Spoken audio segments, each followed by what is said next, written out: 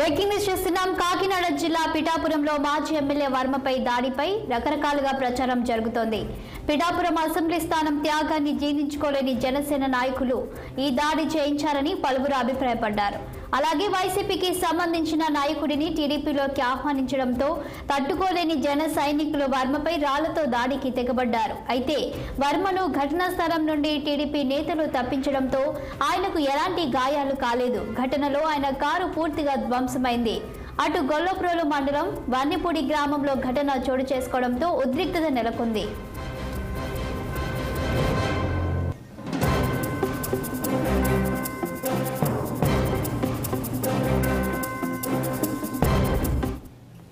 అయితే ఘటనపై స్పందించిన వర్మ తనపై దాడి చేసింది జన సైనికులు కాదని స్పష్టం చేశారు.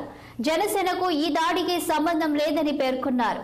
టీడీపీ నుంచి వెళ్లిపోయిన 25 మంది వ్యక్తులు ఈ దాడికి పాల్పడ్డారని చెప్పారు. సీసాలు ఇటుకలతో తన కారుపై దాడికి తెగబడ్డారన్న ఆయన గతంలో సాయిధరం తేజ్ పై కూడా ఇదే తరహాలో దాడి చేశారని గుర్తు చేశారు. వైసీపీ నేతలు ప్రోద్బలంతో ఈ దాడులు జరుగుతున్నాయని ఆరోపించారు వర్మ. ఇక ఇదే అంశంపై మరింత సమాచారం మా ప్రతినిధి దురాని లైవ్ లో అందించడానికి సిద్ధంగా ఉన్నారు. Over to Durani. Good evening Shalini. నిన్న పిఠాపురం నియోజకవర్గంలోని వన్నెపూడి గ్రామంలో మాజీ ఎమ్మెల్యే వరంపై రాళ్ల దాడి జరిగింది. ఈ దాడి జరగడానికి అనేక నాటకీయ పరిణామాలు అయితే చోటు చేసుకున్నాయి. దీన్ని కాకినాడ ఎంపీ తంగేళ్ల ఉదయ్ శ్రీనివాస్ అనుచరులే తనపై దాడి చేశారంటూ నేరుగా ఆరోపించారు వర్మ. అయితే వర్మ ఏదైతే నిన్నటి ఘటనలో తను తీసుకోవాలనుకున్న స్టాండ్ గాని ఆరోపణ గాని తను ఆశించిన ఫలితం అయితే ఇంకా ఇప్పటి వరకు దక్కలేదని చెప్పాలి. ఎందుకంటే పవన్ కళ్యాణ్ గాని 2009 నుంచి ఉన్న జన సైనికులతో గాని తనకి ఇబ్బంది లేదని అందరితో సఖ్యతగా ఉన్నానంటూనే కొన్ని రాజకీయ కారణాలు పేర్కొంటూ కొంతమంది వ్యక్తుల్ని ఇందుకు కారకులుగా ఆయన ఆరోపిస్తున్నారు. ఈ విషయాలన్నీ పరికిస్తే గనక వాస్తవంగా జరిగిందైతే గనక పిఠాపురం మాజీ ఎమ్మెల్యే వర్మ వన్నెపూడి గ్రామానికి వెళ్ళారు. అది కూడా సాయంకాలం కూడా వెళ్లి అక్కడ వైసీపీ సర్పంచ్ కందా సుబ్రహ్మణ్యం కలవడానికి వెళ్లారు.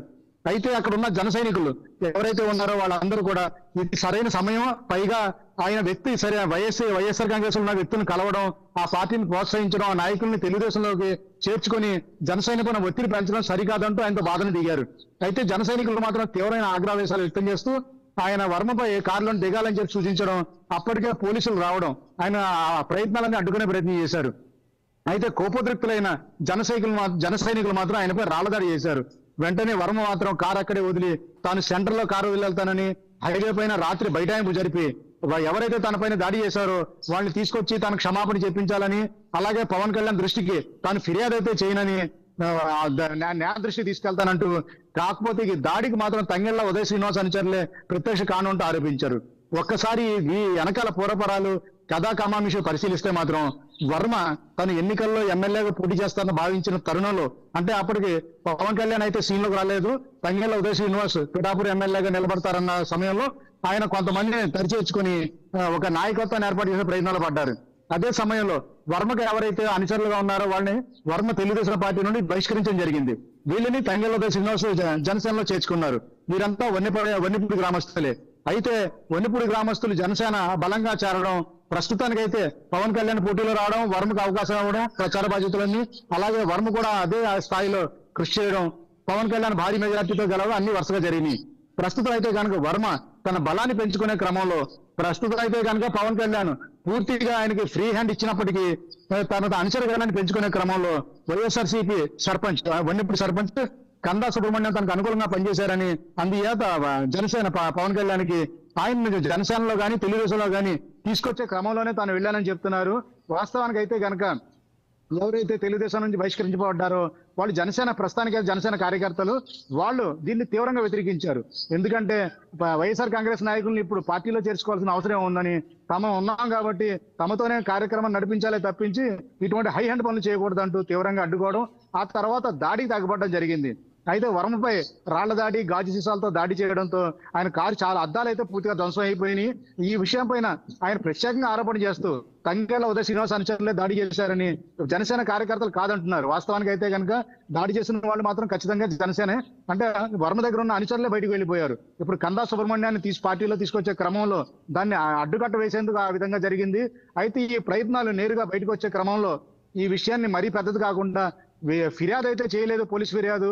అలాగే పైన అధిష్టానానికి కూడా తెలియజేసినప్పటికీ అధిష్టానం అయితే కనుక దీన్ని పెద్ద చేయొద్దు, ఈ విషయంలో లోతుగానే అంతర్గతంగానే పరిశీలించుకోవాలని చెప్పేసి అధిష్టానం సూచించడంతో వర్మ కాస్త వెనక్కి తగ్గారు. అయితే పవన్ కళ్యాణ్ దృష్టికి విషయం తీసుకెళ్లారని, అయితే పవన్ కళ్యాణ్ కూడా దీనిపైన కొద్దిగా బిజీగా ఉన్నారు కాబట్టి తర్వాత మాట్లాడుకుందాం అంటే చెప్పినట్టు తెలుస్తుంది. అయితే తంగెల ఉదయ శ్రీనివాస్ మాత్రం ఈ విధంగా వర్గాలు ప్రోత్సహించడం మంచిది కాదని, పిఠాపురం నియోజకవర్గం అంతా వర్మ భుజస్కంధాలపై పెట్టినప్పుడు ఈ విధంగా జన సైనికులు దూరం చేసి వేరే కార్యకర్తలు ప్రోత్సహించడం, వేరే పార్టీ వారిని తన పార్టీలోకి ఆహ్వానించి తన బలం పెంచుకునే ప్రయత్నం చేయడం మంచిది కాదనే విషయాలు మాత్రం వెల్లడవుతున్నాయి. ఎటు చూసినా అయితే ప్రస్తుతానికి అయితే పిఠాపురం ప్రశాంతంగానే ఉంది.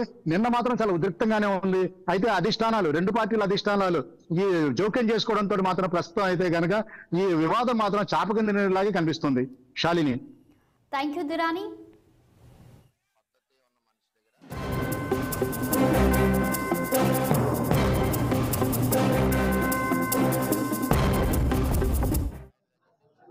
సభ్యత పద్ధతి ఉన్న మనిషి దగ్గర ఎలక్షన్ చేసినందుకు గర్వంగా ఉన్నాం. ఆయన దగ్గర నుంచి కానీ 2009 జనసేన పార్టీ దగ్గర నుంచి కానీ మాకు ఏ విధమైన ఇబ్బందులు లేవు. మేము ఎప్పుడు కూడా కలిసికట్టుగా ఒకే కుటుంబంలాగా మొన్న ఎలక్షన్ చేసాం, అటు పనిచేస్తాం. ఏదైతే తెలుగుదేశం పార్టీ నుంచి 5 నెలలు 6 నెలల ముందు వెళ్ళిన 20-25 మంది జనం ఉన్నారో వారిని స్థానిక ఎంపీ వైసీపీ పార్టీ అని చెప్పి పార్టీలో జాయిన్ చేసుకుని ఉండడం జరిగింది. వాళ్ళే ఈ దాడి చేశారు మణిపూర్లో. అంచేత చాలా అవుతుంటాయి, మేము ఫేస్ చేయగలం. మాకు చేతగా కాదు, చేతగాని దద్దంలో కాదు.